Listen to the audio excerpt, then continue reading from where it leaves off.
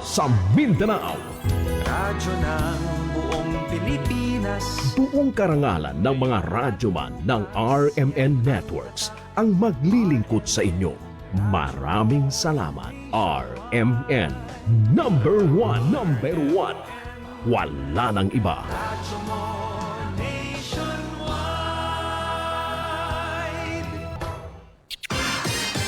Ito ang DXMY. The Music and News FM station of RMN. Sa Cotabato. 90.9. DXMY. Oras sa Pilipinas sa DXMY ganap ng alas 5 na po ng umaga. Tatak RMN.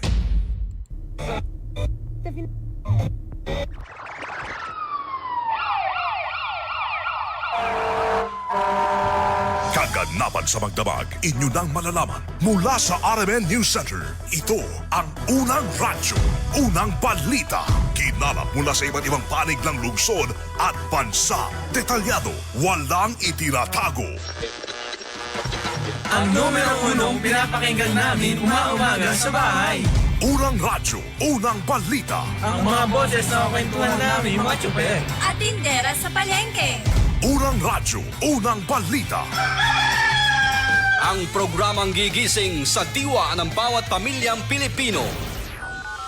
Unang radyo, unang balita. Tatak RMN, radyo mo nationwide. Isa pong magandang umaga mga kasama, mga karadyoman. Welcome. Pasok kayo sa unang radyo ng balita ngayong araw po ng Martes. 12 na po sa buwan ng Mayo 2026 mga kasama. Kumusta mga ka-idol? Kayo ba'y nakatutok sa usapin sa nasyonal, sa Kongreso, sa lower at upper house? Diyan sa Senado na kung saan ay walang tulugan na puyatan yung mga empleyado ng Senate. Pati yung mga senador at mga supporters ng dating Pangulo, yung mga Duterte supporters, pati yung mga National Bureau of Investigation at PNP. Nandyan yung battleground ngayon sa Senado mga kasama. Tuloy-tuloy na ito. Hanggat nandyan sa loob po si Senator Bato de la Rosa, yung mga pulis at yung mga NBI hindi po alis sa paligid ng Senado. Habang ang Senado naman ay naka-lockdown mula sa mga de-authorized na mga empleyado. At pati mga media, mga sasakyan nila, pati yung mga iba pang mga bisita. Stricto ngayon dyan sa Senado mga kasama.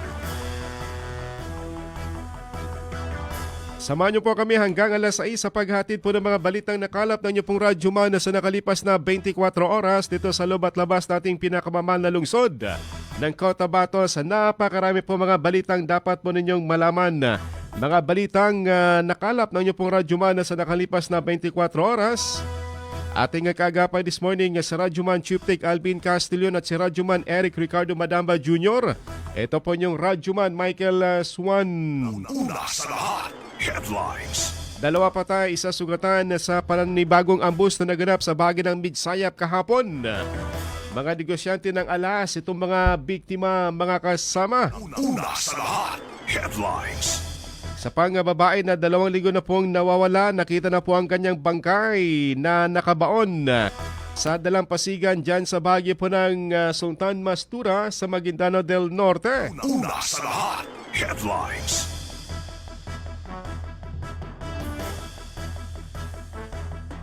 Motoristang may dalang halos na 200,000 na laga ng illegal na droga naharang naman sa isang checkpoint.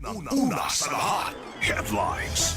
Regional level most wanted person arestado naman sa bahagi po ng Magpet sa North Cotabato. Una sa lahat, headlines.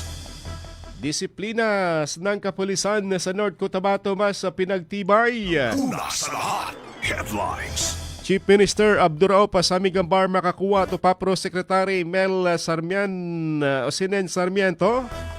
Nagpulong kasama pang mga miyembro po ng Parliament. Una sa lahat, headlines.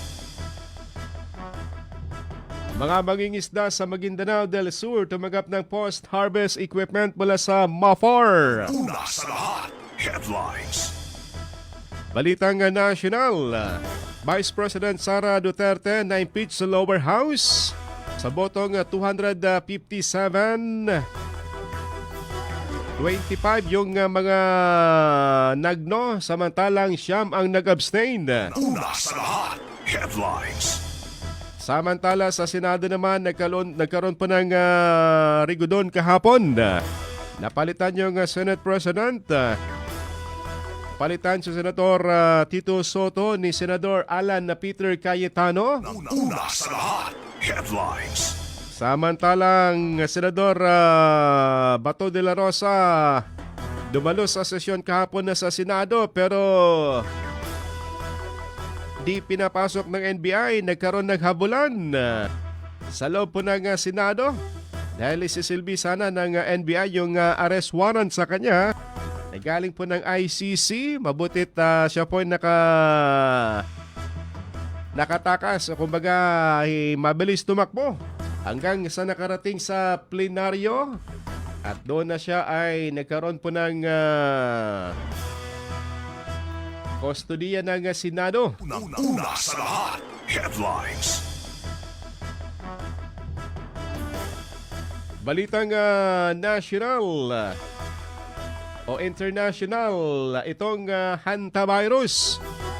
Ano ba ito? Nakakatakot ito dahil sinasabing kumalat na sa ibang mga lugar. WHO nilinaw na hindi panibago ang COVID-19 pandemic itong hantavirus. Ayusin nyo lang dahil ito'y nakakatakot kung panibagong virus na naman ito katulad ni COVID. O radyo! Kinig na ng radyo! Kinig na ng radyo! Para una ka, eto na! Lahat ng kailangan mong malamang balita, Impormasyon, reaksyon, aksyon, umaumaga. nakakarga na sa Unang radyo, unang balita. Sa bago at umarangkadang programa para sa mga naghahabol ng oras. Umaumaga, bago ka lumarga, mga kaganapan ay alam mo na. Unang radyo, unang balita. Dito lamang yan sa DXMY RMN Cotabato. Unang radyo, unang balita. Isa na namang produktong Tatak RMN. Radyo mo. Nationwide.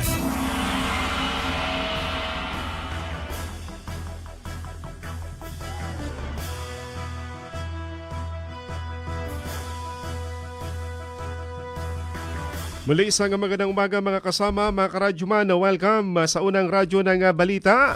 Araw po ng Lunes, ngayon po ay 12 na po sa buwan ng Mayo 2026. Good morning sa ating mga suking taga-subaybay sa 90.9 FM na nakatutok po sa DXMY. Good morning. At sa ating mga suking mga tendero-tendera ng gulat na karne sa bagay ng Mega Market, mapia-mapita sa Kandalangonsan. Sa ating mga driver na sweet lovers, mga bus driver, gayeng malalayo, dyan sa Davao, Cagayan, Dipolog, Usamis, Zamboanga. Good morning po sa inyo. Kay Black Hawk Ala, good morning. At kay June Kasan, kay Norma Uto Nawal, good morning.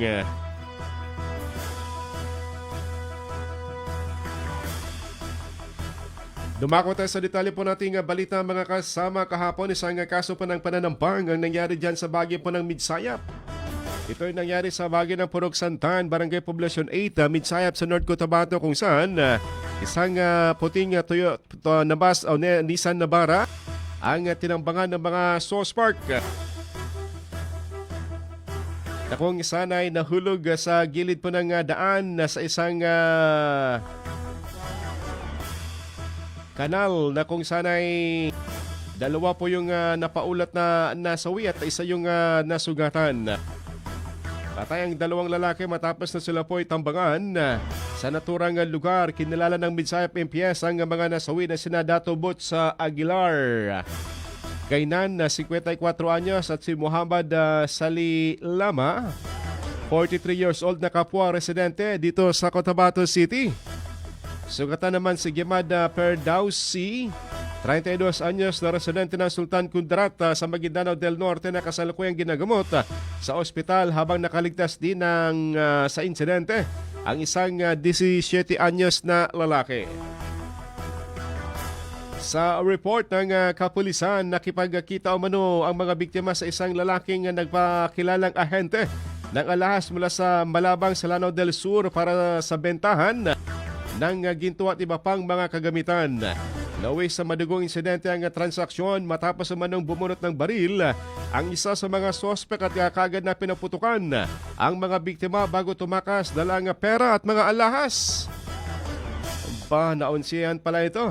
Na-recover sa pinangyarihan ng crime scene ang 3 basyon ng caliber 45 pistol at 2 fire cartridge mula sa isang di patukoy na uri ng baril. Sa ngayon, nagpapatuloy pa rin po yung follow-up investigation ng Midsaya PNP. Unang radyo, unang balita. Ito ang masaklap sa mga negosyante ng ganitong alahas, ha? Delikado yung kanilang ginawa dahil sila lamang po nakakaalam at doon pa sa wala ganong katao-tao. Kaya hayun nangyari sa mga biktima, 2 nasawi at sugatan yung isa. Bumulusok pa ibaba yung kanila pong sinakyang Nissan Navara. Sa iba pang balita, dito naman sa mga namising na mga kababaihan na kung sanay natagpuan na rin ang isa pang bangkay na 1 linggo na pong napaulat na nawawala. Matapos ito i-report ng kanya pong mga magulang. Pinakahuling nakita kahapon o kamakaluwa sa bahagi po ng dalampasigan ng Sultan na Mastura, itong 27 anyos na si Juwarda Ibad, na kung saan magpipinsan itong napaulat na missing. Na unang nakita itong si Nadia Mulod na residente ng Sitio Tinago, Barangay Tamuntaka sa bayan po ng Datuodin na Sinsuat sa Maguindanao del Norte. Hinuha na rin yung kanyang bangkay na kanya po mga kamag-anak sa tulong ng mga barangay officials ng Tamuntaka sa Datuodin na Sinsuat, at ito po ay nailibing dahil sa state of advanced decomposition na. Ang naturang magpipinsan ay palaisipan pa rin sa mga otoridad kung ang kanila pong pagkamatay dahil sila po ay na-missing matapos na meron umano silang ka-eyeball. Makipag-meet lang sana itong 2 sa dito ko na mga kalalakihan hanggang sila po ay napaulat na missing. Di na mahagilap o di na makontak ng kanyang mga kamag-anak. Unang nakitang wala ng buhay itong si Nadia Mulod sa baybayin po ng Simuay Seashore. At kamakalawa itong si Juwarda Ibad, 27 anyos. Na kung saan dito ko kung anong motibo sa krimen. Unang radyo, unang balita. Dito naman sa Balitang National kahapon dito sa Lower House. Diyan sa Kamara de Representantes na kung saan yung mga mambabatas nagkaroon po ng botohan sa plenaryo para impeach ang Vice Presidente. Bago ang naturang botohan, nagkaroon muna ng mga mainitang talakayan o diskusyon sa naturang issue na kung saan iniyag ni Congressman Libiste na meron pong mga suhulan na nangyari. Magpaganoon pa man, natuloy pa rin po yung botohan at nanaig ang pag-impeach kay Vice President Sara sa Lower House sa botong 257. 25 ang nagno, samantalang 9 ang nag-abstain. Sa botong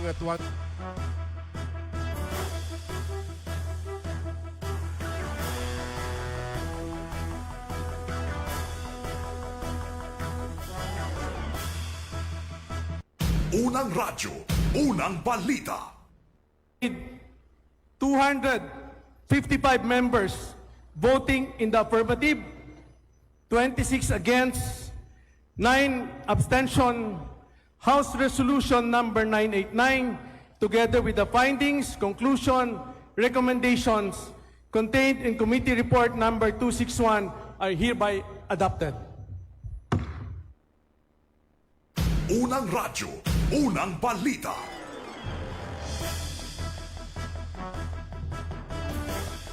Samantala kung dyan sa Lower House nagkaroon po ng botohan para impeach si BP Sara. Abay kahapon na marami pong nagulat dahil nagkaroon din po ng rigodon dyan sa bahagi po ng Senate of the Philippines na kung saan ay natanggal bilang Senate President si Senator Tito San. Matapos na ibakante ang naturang posisyon, nakakuha po ng sapat na numero ang minority sa botong 13. 13 pabor dito kay Senator Peter Cayetano at siyam naman para kay Senator Tito San, habang dalawa ang nag-abstain. Samantalang ang botohan na yan, dahil po dito sa pagsipot ni Senador Bato de la Rosa, maraming nagulat dahil siya po'y pumasok sa Senado matapos yung mahaba-habang di niya pagdalo. Dahil nga sa sinasabing meron siyang warrant of arrest sa International Criminal Court. Pero kahapon nakipagpatintero si Senador Bato de la Rosa sa mga NBI na nakaset up na pala sa kanya pong paghuli sa kanya. Dahil maaga pa pala ay nakipag-coordinate na po yung National Bureau of Investigation sa Senate of the President. Kay Tito San, doon pa nga kumain yung mga taga-NBI bago ito po'y visible sa paligid po ng Senado, mga kasama. Kahapon din po ay napalitan din po yung bagong yung dating Sergeant at Arms na sinasabing nakipag-ugnayan din sa National Bureau of Investigation, kung kaya't nakapasok yung mga NBI. Nagtataka si Senador Amy Marcos kahapon kung bakit napakaraming mga NBI, mga agent ang nakapasok sa plenaryo. Yun pala ang kanilang inaabangan itong pagdating ni Senador De La Rosa para siya po'y hulihin o arestuhin. Unang radyo, unang balita. Paggulo kami sa Senado dahil hindi maintindihan kung bakit pinapasok yung mga NBI. Anong papel nila? Sino nagpahintulot sa kanila? Sinabi ba nila kung ano yung pakay nila talaga? Bakit sila nagtatambay dito? Sinaktan pa ang Senador Bato. Tapos, hindi namin talaga maintindihan. Andito pa rin, nakatambay pa rin. Pati yung bossing nila, yan si Attorney Matibag, na galing sa PDP. Ano mga papel niyan dito? Anong ginagawa nila? Magsiserve ba sila ng arrest warrant? Meron ba silang court order? Ano bang ginagawa nila? Sila na ba ngayon ang sheriff ng ICC? Yan na ba ang papel na ginagampanan nila? Etong masaklap. Di nagkakagulo kami rito. Bakit yung NBI pinaligiran kami? Tapos sasaktan yung mga kapwa senador. Ang akin ngayon, may nagbabalita dyan sa itaas sa opisina ni Senate President Tito Soto na sila ang nagpakain dyan sa mga NBI. Pinapasok nila, pinakain nila, nagtambay sa opisina ng Senate President mismo kasama ng OSAA o di kaya yung security ng Senado. Anong sistema yan? Sila mismo Unang radyo, unang balita. Nagkagulo nga kahapon na sa labas ng gate ng Senate of the Philippines na kung saan isang miyembro pa ng USA ang binitbit at napin down ng mga agent at ay sinakay sana sa pickup truck, ngunit yung mga sasakyan ng NBI hindi naman pinalabas ng mga gwardiya ng Senado. Hanggang sa nagkaroon pa ng tensyon, dumating yung maraming supporters ng Duterte, habang yung mga pulis dumami rin po sa paligid ng Senado. Dumating yung NBI director at siya po'y pinapasok naman sa Senado dahil siyam sa mga agent ang ikinulong ng Senado matapos na sila po i-cite of contempt dahil nga sa pagkaroon ng habulan sa ating sa senador na si Bato de la Rosa. At nagkausap ang mga senador at itong si NBI Director Matibag. At doon nagkasundo na wala mo nang arestuhin o arestuhan. Igagalang ng NBI yung naging kapasyahan ng Senado na nasa kanilang kustodiya si Senador Bato de la Rosa at walang pwedeng huhuli o magpatupad ng aresto sa kanya mga kasama.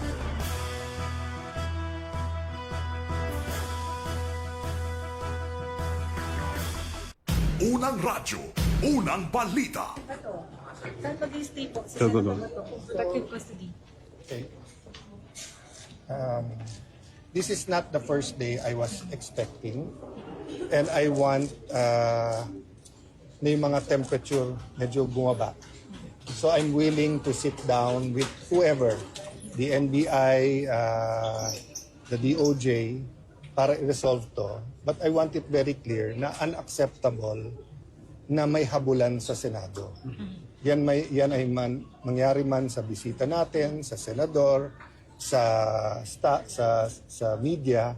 So that's my primary concern right now. Is just to make it very clear we're here to work with everyone. Work with the NBI, work with the Office of the President, work with the House, work with everyone, no? And we will follow the Constitution and the laws. Pero nakita niyo yung video, hindi naman pwede just because they think they have a valid warrant, which is not issued by a Philippine court, ay pwede na silang makipaghabulan sa premises natin. Now, the senators are bringing up to me then that there are heavily armed NBI agents in front of the Senate na may mahahabang barel. It's not, I'm sure hindi ganun ang intention nila. Pero hindi magandang, the world is in crisis. Let's show naman na despite political differences, despite the fact na they would rather have a different majority here, we can coordinate well. But at least, lalo sa inyo, no? Nakita nyo na ngayon kung bakit hindi pumapasok si Senator Bato. So paano Nakita nyo na. So paano Kasi na kapag maaresto si Senator Bato, ilipad siya agad sa dahi. So, kayo po ba, isa-surrender niyo po siya? Okay. Whatever the dangers, etc., may korte tayo, may batas. Diba? So, na-discuss na yon sa Senate Resolution 44, which states that ang paniniwala ng Senado, that was approved by the Senate, diba? That kung meron foreign warrant of arrest, they have to bring it before a Philippine judge. Yung Philippine judge ang mag-issue. So, we haven't discussed with Senator Bato yung security arrangement, but in the past, pag nag-seek ng tulong yung senador, hinihintay namin. Tapos pag korte na nagsabi, usually nagvo-voluntary surrender, kinakausap na. Diba? So, for me, it doesn't matter if it's a member of the media, if it's our guest, it's an OJT. Pag they're here to protect their rights, tutulungan ng Senado. So we don't want to violate any laws. Kaya nga, yung ina-advise ko sa NBI, makipag-usap ng maayos. Hindi yung sasabihin nila na dahil may warrant sila, pwede na nilang gawin yung gusto nila. Unang radyo, unang balita. Tambalang matinis sa mga balitang maiinit sa unang radyo, unang balita. Oras sa Pilipinas sa Deximoy ganap ng alas 5:23 na po ng umaga. Tatak RMN. Crucial kasi yung present ni Senador Bato kasi kung hindi siya pupunta, hindi nila makukuha yung mayorya dahil siya yung tiebreaker eh. Kung hindi siya sisipot hindi mananalo, hindi nila makukuha ang majority sa Senado. Isipin mo, 13 lang, manipis. 24 lamang sila, yung kalahati niyan, 12. So 13, sa yung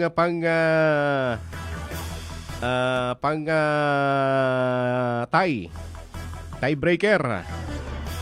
Dahil kung 12 lang, kung hindi siya sumipot, baka hindi rin magbabago yung leadership sa Senado. At the same time, papasok na rin yung mga senador bilang mga hukom dito sa kaso ni impeachment case ni BP Sara. Dahil siya po na-impeach na po sa lower house at magkakaroon na po ng trial sa Senado. So yung isang Bato de la Rosa, Senador Bato de la Rosa na boto, malaking bagay po yan sa botohan. Una at tumutok sa Unang Radyo, Unang Balita!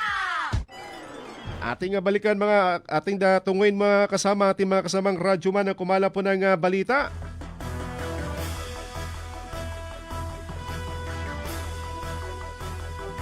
Lalaking may patong-patong na kaso arestado dito sa himpilan ng Police Station number 1 sa detalye sa Radyoman Maestro Rahiban Sow. From the Presinto, Arestado ang isang 45 anyos na lalaking wanted sa tatlong kaso ng attempted murder matapos siyang dakpin ng pinagsad na pwersa ng Cotabato City PNP. Bago magtatanghali kahapon, kinilala ang naturang suspect na si Alias Patrick, residente ng Barangay Calinato, Village, Isulan, Sultan Kudarat. Inaresto ang akusado bandang alas 10 bago magtatanghali kahapon sa bisa ng warrant of arrest na inilabas ng Regional Trial Court Branch 19 sa Isulan noong Pebrero 14 taong kasalukuyan. Pinangunahan ng 1404th Maneuver Force Company at tracker team ng Regional Mobile Force Battalion 14A. Ang operasyon katuwang ang Isulan Municipal Police Station at Cotabato City Police Office. Ayon sa pulisya, may inirekomenda ang piyansang 10,000 pesos sa bawat kaso laban sa akusado para sa pansamantala nitong kalayaan. Kasalukuyan siyang nasa kustodiyanan ng CTPNP Station 1 habang hinihintay ang pagbalik ng warrant of arrest sa korte. Kasama mo sa DXMY 90.9, Radyoman Maestro Rahi Ban sa Tatak RMN. Unang radyo, unang balita. Salamat maestro sa balitang yan. Samantala,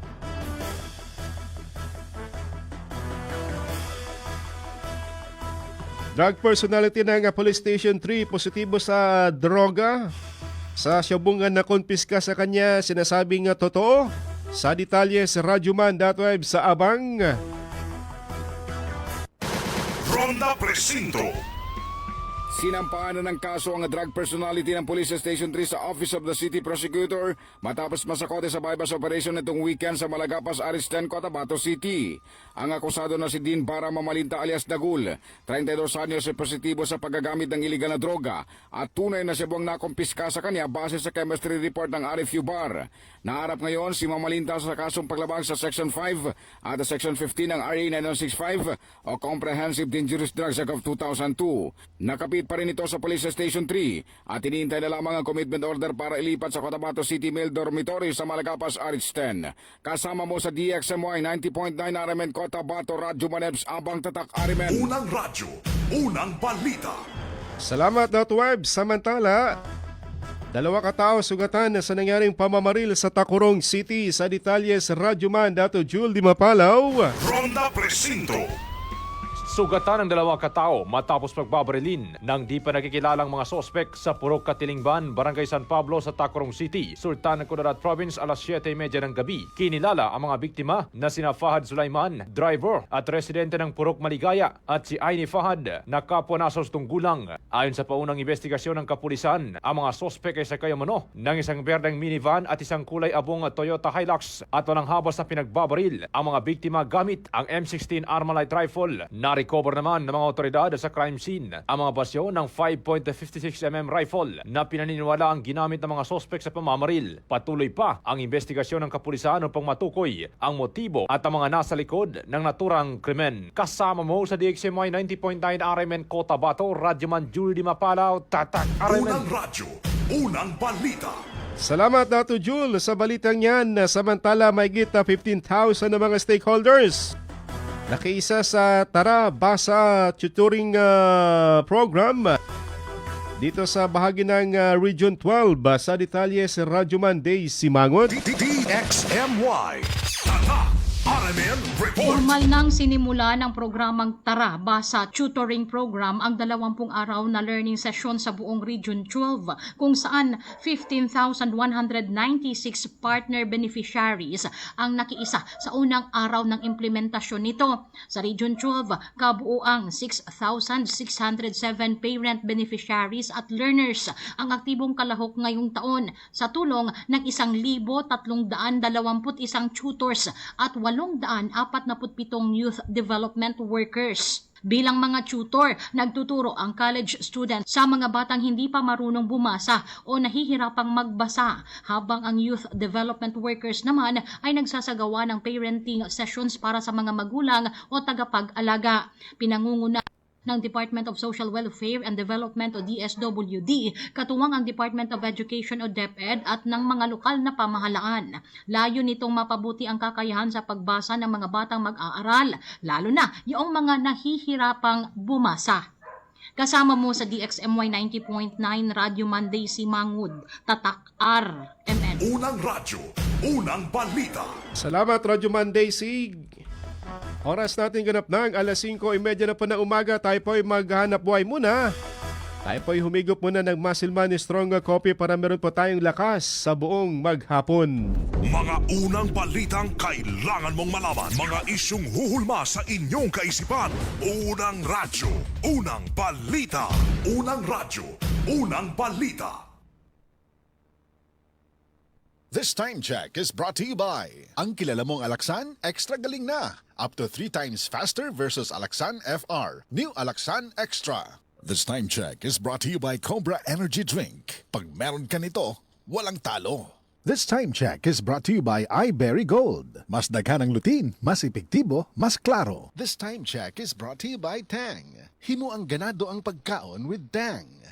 This time check is brought to you by Milo. Drink Milo every day. That time check is brought to you by Centrum Silver Advance. May nutrients adjusted for age 50 plus. Tulong para malakas ang resistensya, healthy heart, and sharp memory. The #1 multivitamins for age 50 plus. This time check is brought to you by Tanduay 5 years. Tibay ng loob, tibay Tanduay. Dubai na to. Malaking desisyon kasi, sir. Ipagdadasal ko muna para hindi ako magkamali. Ganyan ang Pinoy! Ang Pilipino, makajos, madasalin. Isang paalala mula sa MX3, naniniwalang mabuti ang Pinoy. MX3, tunay, natural at original. Para di madaling masira ang ngipin ng pamilya, ngayon pa lang, Unique toothpaste for brushing every after kumain. Dahil ang Unique toothpaste, may Max Protect formula. Ngipin ay Max Alaga, Max Protektado pa. Helps stop cavities even before they start, while keeping breath fresh with regular use. Unique toothpaste for brushing, para siguraduhin ngipin ay Max Alaga, Max Protektado pa. Unique! Max Alaga, Max Protektado with Unique toothpaste maximum fluoride protection. Manufactured by ACS Manufacturing. ISO certified, world-class quality. ACS. Maingay ang buhay at maraming pagsubok sa daan. Tibay ng loob na gawin ang tama ang pinakikinggan. Kasama ang Tanduay. Higit 170 years ng swabe at buo ang lasa. Tibay ng loob. Tibay Tanduay. Drink responsibly. Tibayan ng loob ngayong tag-init. Tibay Tanduay. Drink responsibly. Baby. Ay, hala. The Lord is my shepherd. Wow. I lack nothing. Tinuod pa niya ako ni Dunggan? He makes me lie down in the green pastures. Na-memorize na gud niya ang verse nga akong gi-tulo He niya. refreshes my soul. Pila pa lang ganito kaadlaw nga basahan ako siya ani. O karon. Wow, dili ko makatuo. Ingo sa, dali kay niya nasag-o. Ay tama. Gipainom na ko siya og remind ko atong nangaging adlaw. Your rod and your staff, they Tinuod jud ang giingon nga makapabright gid ang remind Choco Mix da. Wa gid intaw ko masayop sa pagpainom sa akong anak sa remind Choco Mix. Pila pa lang gani kaadlaw. Nakita na nako ang resulta.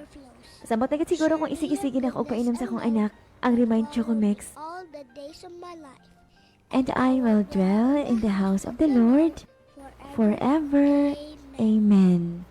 Wow, very good baby ha. Para sa Smart Kid, remind Choco isa ka sa lang. Kada adlaw, sa isa ka tasa, pwede init or bugnaw nga tubig. Remind Choco para paspas ang pagtubo og smart ang atong anak. Remind Choco! Remind Choco!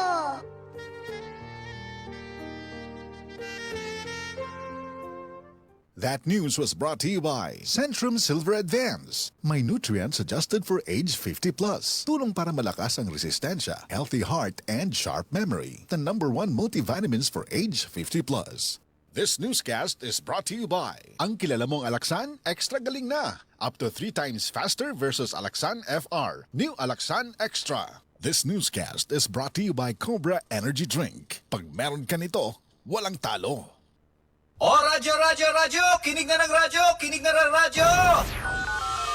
Para una ka, eto na! Lahat ng kailangan mong malamang balita, Impormasyon, reaksyon, aksyon, umaumaga, nakakarga na sa Unang Radyo, Unang Balita.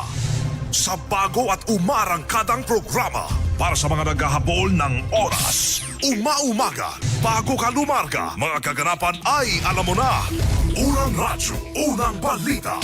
Dito lamang yan sa DXMY RMN Cotabato. Unang radyo, unang balita. Isa na namang produktong Tatak RMN. Radyo mo. Nationwide. Oras sa Pilipinas sa DXMY ganap ng alas 5:35 na po ng umaga. Tatak RMN. Gaganda na ang gising nyo. Mainit na balita sasalubong sa inyo. Unang radyo, unang balita. Tuloy sa ating balitaan mga kasama ngayong araw po ng Martes. Sana kung sana ay kalawang araw para sa linggong ito, pero para sa mga nagko-cover dyan sa Senado, parang isang linggong na yung kanilang pagko-cover kahapon. Mula kasi kahapon ng hapon hanggang sa mga sandalang ito, bantay sarado. Yung mga media natin puyatan para maibigay po yung mga latest development dyan sa Senado mga kasama. Dahil nga po dito sa tensyong na mamayani dyan sa Senado, dahil nga po dito sa paglitaw ni Senador Bato de la Rosa. Buwis buhay yung kanyang paglitaw dahil syempre, kung di siya lilitaw, hindi makakaroon po ng changes sa Senado at yung magiging kainatnan ng impeachment ni VP Sara. Yung kanyang boto, malaking bagay po dito sa impeachment at dito sa pagpapalit ng liderato ng Senado. Pero kakibat doon yung kanyang warrant of arrest ng ICC. Mantakin mo kung ikay madadala sa dahig para bang malabo ka nang makabalik sa Pilipinas. Batang-bata pa si Senador Bato de la Rosa. Mantakin mo kung ikay makukulong ng 20 years doon sa dahig. Kung di lang siguro sa impeachment ay hindi na ito lalabas si Senador De La Rosa. Magtatago na ito ng habang buhay. Pero dahil nga dito sa impeachment at pagpapalit ng Senado, kailangan niyang lumitaw, pumasok sa Senado. Pero hindi ako believe sa intel ng NBI at ng PNP. Hindi nila na malayan yung pagpunta ni Senador Bato de la Rosa sa Senado.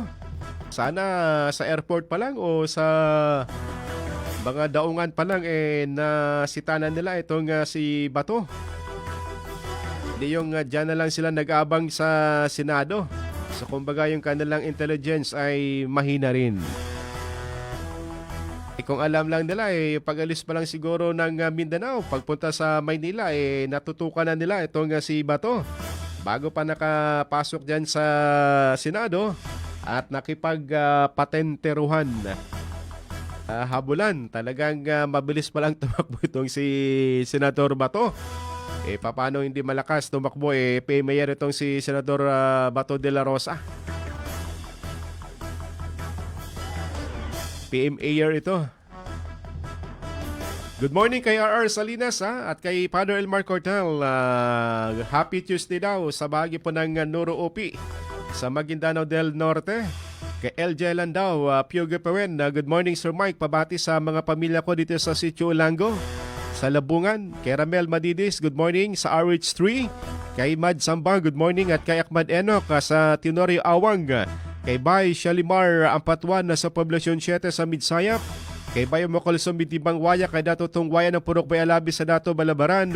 Kay Ramay sa Bida, good morning sa Nunguan. At kay Bambuay Pyrods. Kay Bay Naota Sangki. Kay Jara Uyaw, good morning. Sabi dito niya, yung namuno wala namang lang ginawa kundi gumawa ng gulo at problema. Gusto nilang mahuli kasi si Bato para mabawasan ng boto sa Senado. O mabawasan ng senador, maging 23 na lang. Kung sa impeachment, kinakailangan na yung isang boto, importante yan, pati sa pagpapalit ng liderato. Good morning kay Rene Boy Bornia, kay Ahmad Eno, kay Merlokman ng Buluan, kay Julieta Lantik si Bornia, kay Mine Masuka Taakan sa area po ng Tagig. Ngayon pa lang makikita ko araw-araw na sitwasyon dyan sa labas po ng Senado. Napakaraming polis, napakaraming mga NBI, napakaraming mga media, napakaraming mga supporters ng mga Duterte. Wala pa dyan yung mga supporters ng pro-impeachment ha. Baka magkaroon sila ng magpang-abot sila dyan. Dahil yung mga kamarade, yung mga congressman parang gusto rin magpa-show of force din sa Senado. Yung mga bumoto ng yes kahapon, lalo na yung mga makakaliwa. Magpakita rin ng suporta yan sa Senado. Kaya't parang piyesta. Maaga yung piyesta dyan sa Senado mga kasama ha. Araw-araw yan hanggat nandyan sa loob po si Senador Bato de la Rosa. Ganyan yung magiging sitwasyon mga kasama. Kumbaga, syempre yung NBI at PNP dito para bang sabik na sabik sa pag-aresto. O sabik na hulihin nila, arestuin nila si Senador de la Rosa. Mas lalong sabik na sabik si Senator Trillanes. Dahil kahapon na para bang naisaan din siya. Isa yung parang Interpol itong si Senator Trillanes dahil siya lang yung may warrant of arrest. Yung SILG kahapon walang warrant of arrest.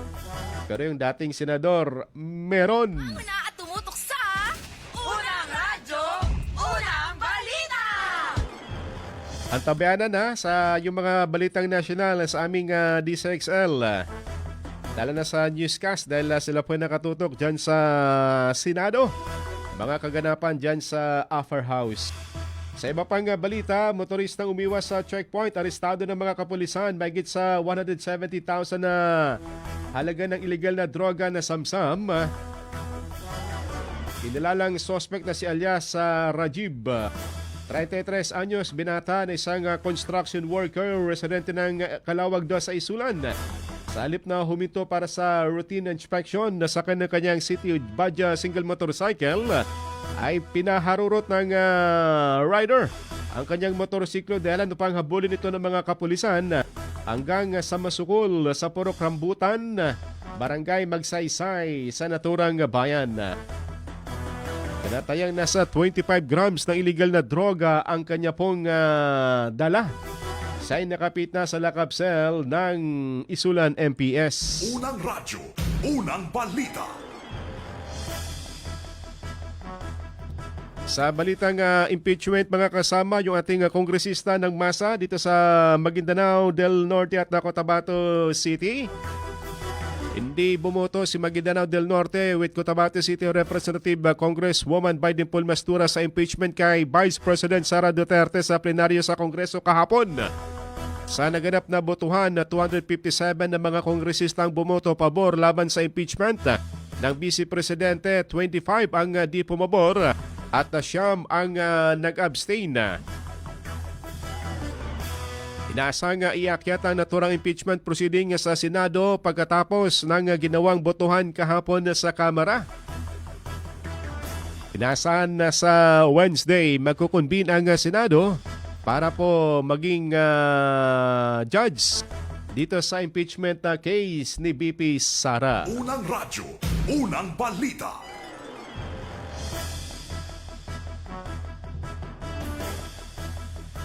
Pero kahapon pagpasok sa plenaryo talagang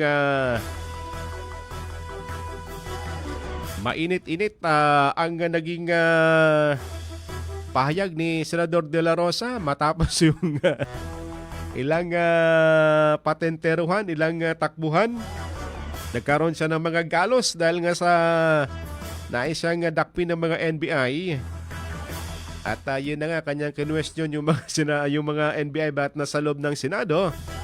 Paano pa ba naman kasi yung Sergeant at Arms at ang Senate President kahapon ay meron na palang plano para sa paghuli dito sa Senador kung siya po'y pumasok sa plenaryo. Kung kaya't nanggalaiti sa galit si Senador Bato de la Rosa kahapon. Unang radyo, unang balita. Kasi tinahanap ako ninyo, sumusweldo. Hindi nagpapakita. Ngayon, papakita ko dito. Hi, sir. Oh, Sir, pinalak ko why- kayo. So all of a sudden, why? Sir, Sugat-sugat ako. Why are you here, sir? Pagpasok, this is the Senate. Wala silang respeto sa institusyon ng Senado. Yan ang nag-India eh. Ha? Ano pong plano niyo, sir, sa ginawa sa inyo, sir?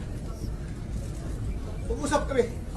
Yung gagawin namin. But why are you here, sir? Bakit po kayo napapasok today, sir? Ay, ang senador ng Republic. Kung hindi ko papasok, kinahanap niyo ako. Di ba? Ngayon papasok ako, tatanungin niyo ako bakit ako pumapasok. But sir, may kinalaman sa pag-puser para makabuo ng numbers po? Lahat yan trabaho ng senador.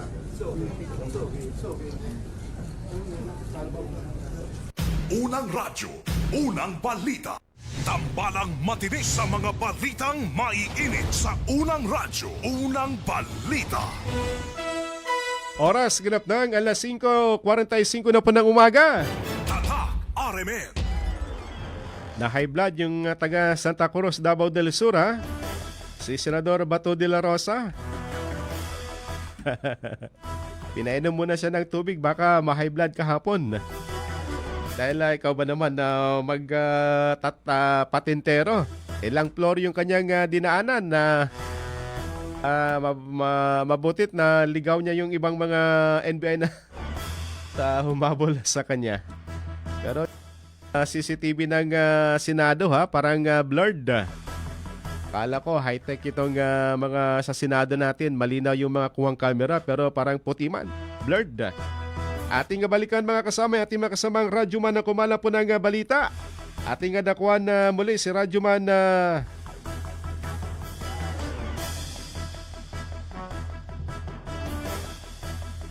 Rahi Bansaw, itong bangkay na na-recover dito sa bahagi ng Sultan Mastura. Karagdagang detalye dito sa mga nawawalang kababaihan at natagpuan ng bangkay. Sa detalye sa Radyoman Maestro Rahi Bansaw. Ronda Presinto. Kinilala ang babae nga natagpuan nga palutang-lutang sa ilog sa bayan ng Sultan Mastura sa Maguindanao del Norte. Ayon kay Bay Ibero Sinsuat, ABC President ng Datorin Sinsuat at kasalukuyang din nga barangay chairwoman ng barangay Tamuntaka. Ang biktima ay kinilalang si Jawarda Ibad, residente ng lugar at pinsan ng isang dalaga nga natagpuan nga patay sa bayan din ng Sultan Mastura kamakailan na si Nadia Mulod. Ayon kay Kapitana Iberos, magkasabay umano nga umalis sa kanilang tahanan sa Sitio Tinago ang dalawang dalaga upang makipagkita sa isang kaibigan at hindi ito nakabalik pa. Agad na nagsagawa ng paghahanap ang barangay local government unit ng Tamuntaka kasama ang pamilya ng mga biktima sa buong barangay at sa karatig bayan. Ngunit hindi na sila natagpuan. Matapos makarating sa kalaman ng BLGO Tamuntaka ang bangkay ng mga palutang-lutang sa ilog ng Sultan Mastura, malapit sa barangay Bagdad sa bayan ng Sultan Kudrat, ay agad nila itong tinungo at kinumpirma mismo ng kanilang kaanak. Ang bangkay nakasama ng BLGO Tamuntaka ang MDR Remo Datorin Sinsuat. Dahil dito ay mariing kinulina ni Barangay Chairwoman Bay Iberos Sinsuat ang insidente at tiniyak na magsasagawa sila ng hakbang upang matukoy ang mga responsable at mabigyan ng hustisya ang sinapit ng dalawang dalaga na kapwa na tagpuang patay at nakagapos ang mga kamay sa nasabing bayan. Kasama mo sa DXMI 90.9, Radyoman Maestro Rahi Bansaw Tatak RMN. Unang radyo, unang balita. Salamat Maestro. Samantala, 2 wanted person arestado sa DBS. Sa detalye sa Radyoman Dato Jul Di Mapalaw. Ronda Presinto. Dinakip ng pinagsanib puwersa ng pulisya at militar ang dalawang most wanted person na sina Norodin Lali Ambag, 26 anyos at Muhammad Tumampad Ambag, 67 anyos, kapwa residente ng sitio Kamalig sa Barangay Sedam sa Dato Blasinsuat, Maguindanao del Norte dahil sa kasong murder. Sa report mula kay Dato Blasinsuat MPS Chief Police Captain Octavio Lianado Jr. na ang dalawa ay rank 1 at rank 2 most wanted person sa nasabing bayan. Sila ay natsyempohan ng mga otoridad sa Barangay Pinansaran sa DBS sa bisa ng warrant of arrest na inilabas ng Regional Trial Court Branch 14 sa Cotabato City noong February 23, 2026 na walang inirekomendang piyansa. Nasa kustodiya na ngayon ng lokal na pulisya ang dalawang sospek at inaantay na lamang ang paglilitis sa kanilang kasong kinasasangkutan. Kasama mo sa DXMY 90.9 RMN Cotabato, Radyoman Jul Di Mapalaw, Tatak RMN. Unang radyo, unang balita. Salamat Dato Jul. Samantala, 100,000 cash prize at bigas sa Kagawad Arab Usopa Basketball Summer League. Nagdala ng saya sa mga manlalaro sa RH8 sa detalye si Radyoman.webs abang. DXMY Tata RMN Report.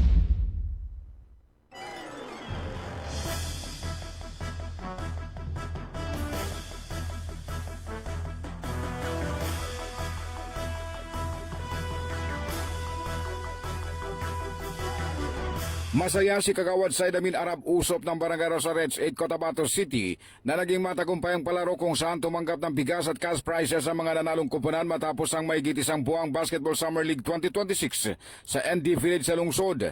Ayon kay Kagawad Usop, nakuha ng kampyonato ang 30,000 pesos cash prize habang 20,000 pesos naman sa first runner-up, 10,000 pesos sa second runner-up, 5,000 pesos sa third runner-up, 3,000 pesos para sa most valuable player o MVP at atig 1,000 pesos naman sa mga mythical players. Naging posible ang lahat una sa inisyatiba ng opisyal, tulong ng mga team leader bawat zone ng barangay, SK Chairman Dato Rashid Kalim, mga manlalaro at suporta ng tanggapan ni MP Tumanda Antok. Yung fighting for champion po natin is prices po nila is nasa 30,000. First runner-up po natin is nasa 20,000.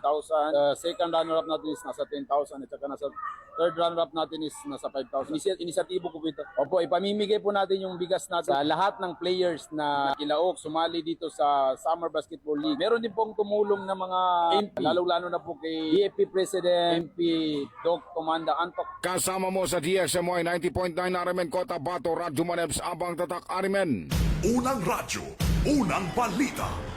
Salamat at web. Samantala, balikan natin sa Radyoman Daisy. Bangsamoro Community Leaders isinailalim sa training workshop sa detalye sa Radyoman Daisy Mangod. DXMY Tata RMN Report. Mahigit 100 Bangsamoro community leaders na nakabase sa labas ng Bangsamoro Autonomous Region ang lumahok sa 3 araw na capacity building workshop na inorganisa ng tanggapan ni Member of the Parliament Hussein Munoz. Ang mga kalahok na kinabibilangan ng mga opisyal at kinatawan mula sa women's group, youth committees, information at education sectors ay dumaan sa serye ng mga sesyon na naglalayong palakasin ang kanilang kakayahan sa pamumuno at pamamahala ng organisasyon. Tinalakay sa pagsasanay ang mahahalagang paksa tulad ng kasaysayan ng Bangsamoro, organizational risk management, advokasya sa edukasyon, kamalayan sa mga polisiya, pamumuno at civic engagement.